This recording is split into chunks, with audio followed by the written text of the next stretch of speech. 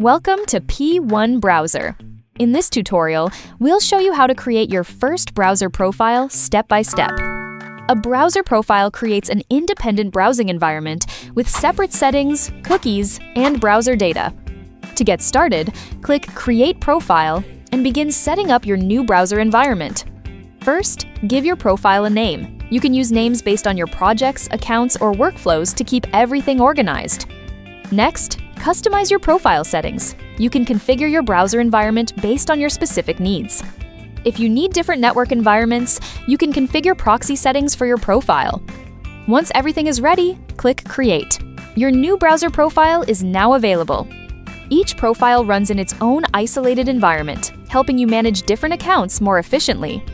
That's how you create a browser profile in P1 Browser. Start organizing your online workflows today. Visit p1go.net to learn more.